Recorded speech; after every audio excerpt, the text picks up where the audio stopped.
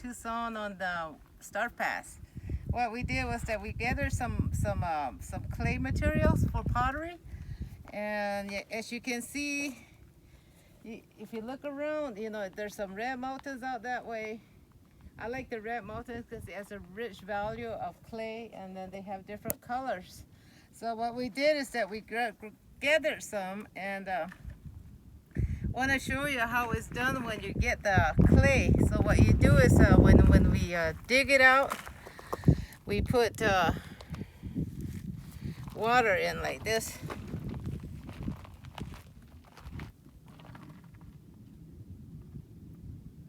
Because people say, how do you know what's clay? So when you're going out there and you gather and you see the stickiness of the dirt, that's when you know that this is clay. And what do you use the clay for? You can make your own pottery.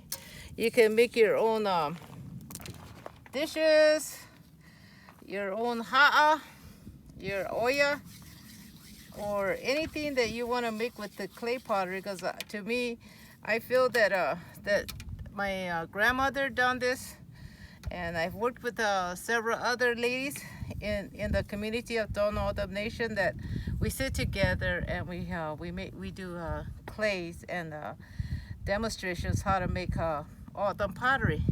So this is the first phase. When you do is when you see it like that, you can tell that it's cluttered, and you can see the colorness. So even though it's red, you can also, when you get done, that your firing will probably look like this or a little bit off red.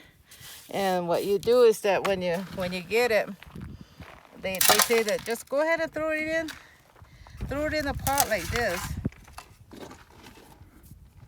You should get a cup. And when you do this, always make an offering in the areas where you collect this clay, and tell they call it the Jew of the market that you want to collect some dirt to make pottery. You don't have to get it 2 gallons. It's just portion, just a little bit, just for yourself, how you want to make it. And what you do is you're going to have to separate all the particles in there.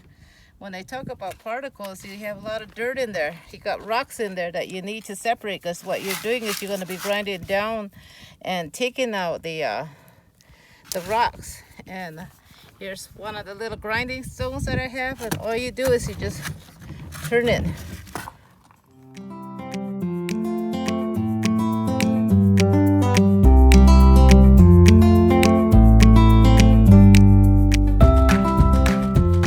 Because they say that when you make things with clay, your part of you is inside of this clay, because you're putting your 100% in there. And that's how when you connect with earth, your piece is going to come out really nice. And they say that always have a good mind, good spirit, good thoughts when you're doing your crafts work, because that's where your real talent comes out of it. And this is how it shows you that the Mother Earth here is connected with you, and it's gonna show you what it wants to make with your hands and your mind and spirit. These are all the little rocks that I'm pulling out.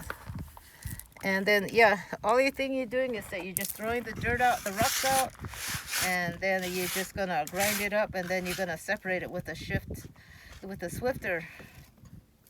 And then I'll show you step by step how to, when we get done grinding this, we'll show you how to mix the clay, because the clay is really easy. Because this is really easy right now. It's really, look at that.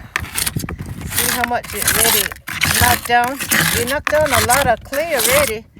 And then the only thing I just need to do is separate it and figure out how much clay I have, and how much what can I make in there.